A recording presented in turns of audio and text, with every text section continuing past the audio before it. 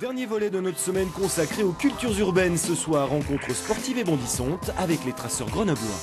Si certains sauts sont à la portée de tous, d'autres exigent maîtrise et concentration, surtout lorsqu'on veut devenir un traceur.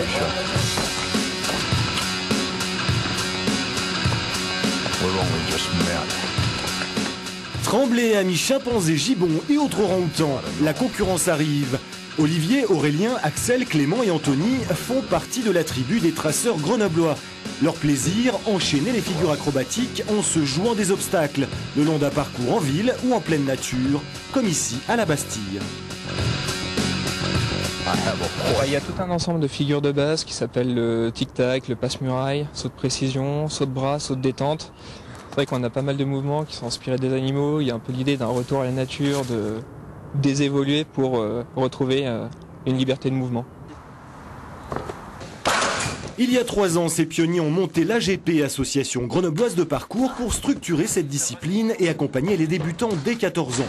Chaque mardi, tous se retrouvent au gymnase de la Plaine à la Villeneuve. Si à ta sortie tu fais ça, ouais. Enroule-toi. Eh non, tu es obligé de lâcher la main là du coup.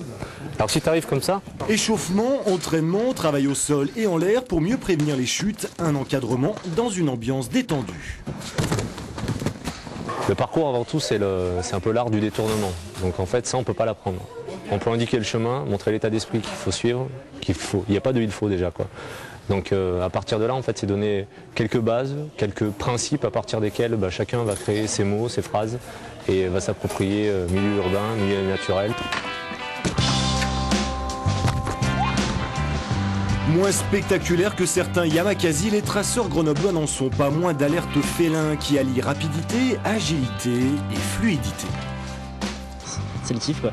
Dès qu'on arrive en haut, après on sait qu'on peut accéder à d'autres spots, aller à d'autres endroits et rien que ça, enchaîner rapidement les montées, ça nous permet déjà de nous libérer et d'avoir un petit aperçu de la liberté de mouvement.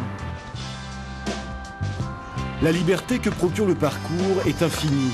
À Grenoble, les traceurs sont de plus en plus nombreux à se passionner pour ce sport né il y a une dizaine d'années, devinez où? En France.